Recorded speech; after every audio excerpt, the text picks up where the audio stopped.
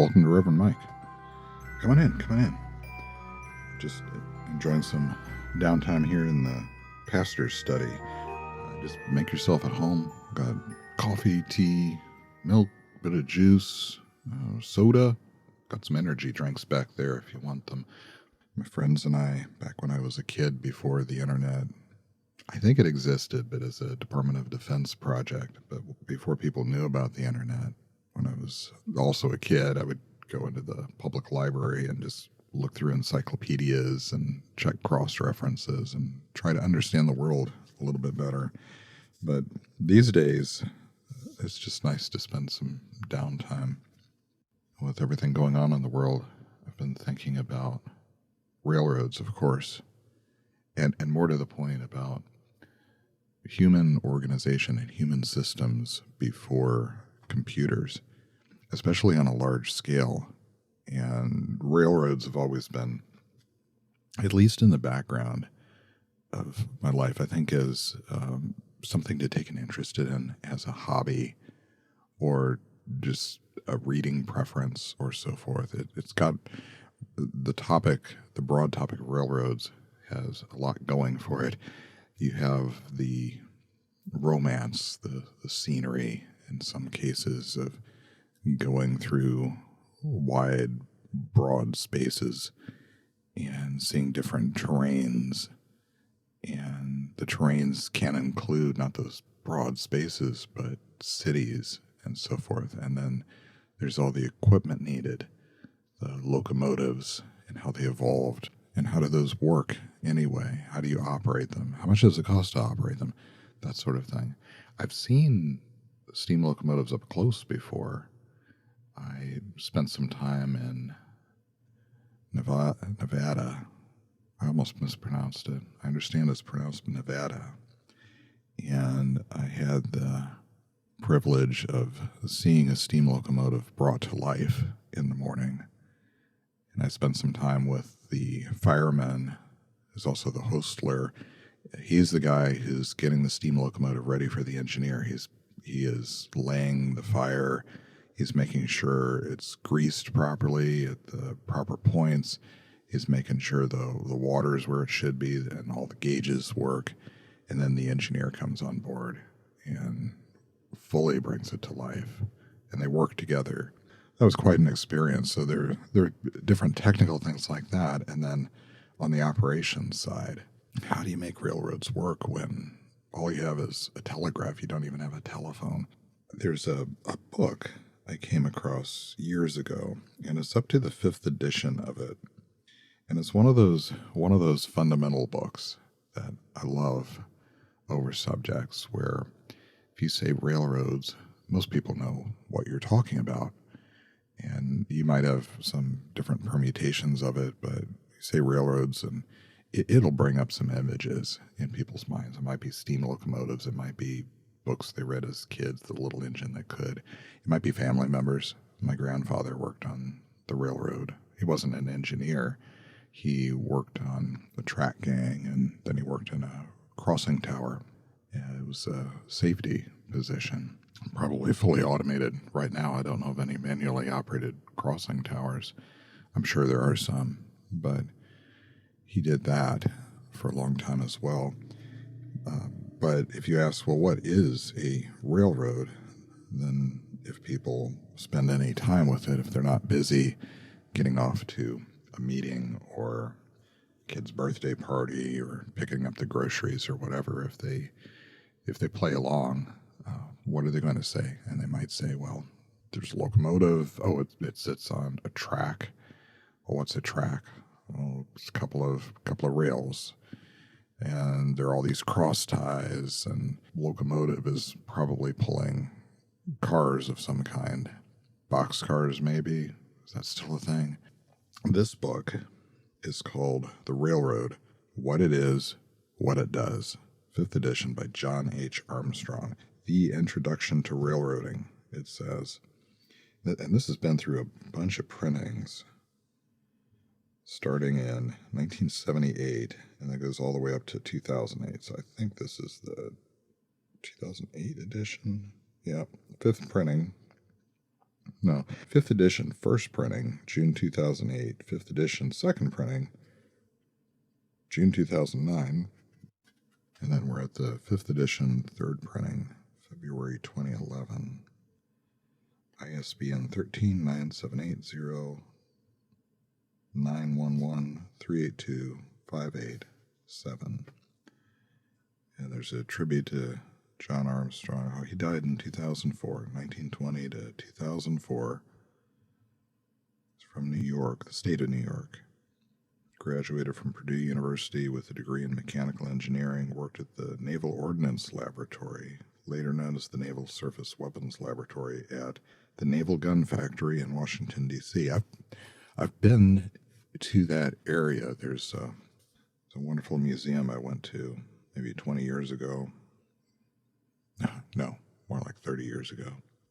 So it says here he retired in 1979, and he was born in 1920, so he was 59 years old when he retired.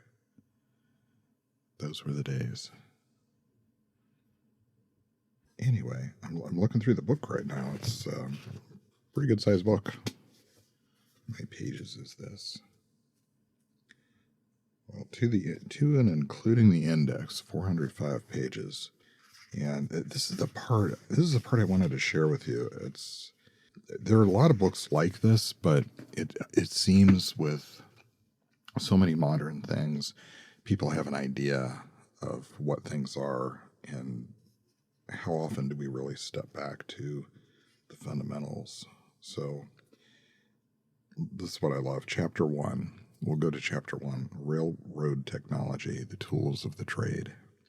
And this is the very first paragraph. A railroad is defined as a system of railroad track, including the land, stations, rolling stock, rail vehicles, and other related property. The railroad track consists of 2 steel rails that are held at a fixed distance apart on a roadbed. The rolling stock, rail vehicles that are guided and supported by flanged steel wheels and connected into trains, is propelled on the rails as a means of transportation. So he's going back to basics, and there are all sorts of tangents from that. A system of railroad track, well, what's that? Oh, he defines it. The railroad track consists of 2 steel rails that are held at a fixed distance apart. So I think that's called begging the question, well, what fixed distance? And I'm sure he's not saying because there are different gauges for different railroads. There are videos out there on YouTube of rail journeys where the gauge, the car's undercarriage, I think, have to be swapped out because the gauge changes at some point. But he's going there. We can ask, well, what is steel and so forth, and what's a roadbed, what's flanged means, but those really are getting into more general knowledge definitions, and he's getting into railroad definitions, and he's drawing on that common body of knowledge and understanding. It might be too much of a digression, but this, to me, this is just fascinating, going back to this. And I'm sure we can do the same thing for airlines. What is an airline? Is that defined? How would we define that? I don't know if there's an equivalent book. There must be an equivalent book out there, but how would we define an airline? An airline is defined as, would we say, scheduled service between 2 airports or airfields using at least 1 airplane? Or does it have to be scheduled? What about chartered? Chartered service is there such a thing as a chartered airline, or is a charter service technically not an airline? Don't know the answers to all of that, but we all pretty much know what airlines are at the same time. So his next section, and this really parallels. So the other day we were taking a look, I still have it right here, at the New York Central System Rules of the Operating Department, and that also starts with definitions, where the rules of the operating department is meant for employees. This is popular literature, this book, The Railroad, What It Is, What It Does. But as in that rule book, he starts after that introduction with key inventions and evolutions. And he starts talking about flanged wheels, arguing whether the rail, the flanged wheel, or the train is the most vital feature is as futile as trying to decide which leg of a three-legged stool is most important. It is also not important whether the true ancestor of the railroad was grooved pavement on the island of Malta, dating from the time of the Roman Empire, the medieval German mine tramway, or one of the cast iron plateways operating in South Wales in the 18th century. The system that evolved from these beginnings, however, was the first phase of the most important transportation advance in all history, the application of heat energy from a machine to transcend the limitations of animal power. Therefore, it's worth taking a minute or two to see what's distinctive about it as an introduction to a closer look at its principal parts as they exist today. So I think he's going to get into all of that technology. He's talking about low friction guideways. And right off the bat, lots of diagrams. He even has a diagram of a monorail, and he calls it the monorail dream, which sounds negative to me. It says in the notes here, and he's got some different monorail configurations, and I'm thinking of Disney World and how in the 60s and 70s monorails were supposed to be cutting edge and part of, I don't know that people were really talking about a green future, but Earth Day was becoming a thing right about then, and it was futuristic to have a monorail. But he's got a note in this diagram. He says, saving half of the number of rails and the job of keeping them level with each other and the right distance apart has made the idea of the monorail a recurring dream. Its problem is that, like the bicycle, it is not a statically stable system unless the rail is located above the vehicle's center of gravity. And he's showing how that can work. Suspended monorail. I've seen videos and maybe some articles asking whether the Disneyland, Disney World monorails are really all that efficient and great, and there's quite a bit of criticism of it, and as a means of transportation and energy cost and so forth. But of course, as a tourist attraction, that's another matter entirely. And then this is one of those chapters. I'm on chapter 2 now, so let's take a look at this. We're on chapter 2, a hypothetical railroad. And Armstrong writes, rather than use one of North America's existing Class 1s as an example of a typical railroad, we've created the East-West Railroad, a simplified make-believe system typical of any fairly large railroad that has been formed by the gradual merger, lease, and purchase of dozens of smaller railroads over many decades. This is one of those books that really pulls back the curtain and explains things, and I can't help but tie it in from an existentialist perspective, understanding how things work, how they truly work. That's been a motivation of mine as long as I can remember. Like, what are these buttons for, and how do the interstate highways work? Why are they laid out the way they are? Why are they numbered the way they are? And he's doing it in this book with railroads. He's got a make-believe railroad, but he has the whole system diagram. He's got a full-page map showing this make-believe railroad, as he calls it. And then he starts breaking it down and explaining it. He's got a section pulling the map together. For many commodities, the principal competition in recent decades is from 3 other modes of transportation, and he talks about that. And then he gives examples of what you'll find in a railroad. Paired tracks, both the East-West and the AA built their single-track lines through the only practical pass through the mountain range, so there's a mountain. The 2 lines are now paired between E and F. He has all of these points just labeled E and F, and A, B. These goes up to U, it looks like. And then he starts breaking it down into what the roots are resulting from that. He's starting to talk about grade and the braking required on grades, whether it's required horsepower hours necessary. He's really approaching this, and I recall from the introduction he was a mechanical engineer. He's sounding a lot like a systems engineer, and I remember that from reading about Project Apollo too, to land people on the moon, where if you start with the lore of it, Kennedy made a speech in 1961, it was right after Alan Shepard's flight, and then there was a hugely important speech in 1962 that followed on, but he was saying, we will go to the moon, we will land a man on the moon and return him safely to the Earth. So that's a goal, but then the engineers have to step in and say, well, how do we do that? What's required?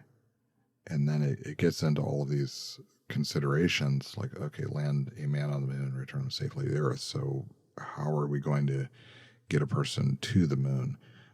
How much power is required to do that? What kind of environment is necessary? Return him safely to the Earth. Okay, well, that makes it more complicated. He has to stay alive the whole time. So you need an environment that he can exist in. And what are the materials? What are the tools? How do you do that?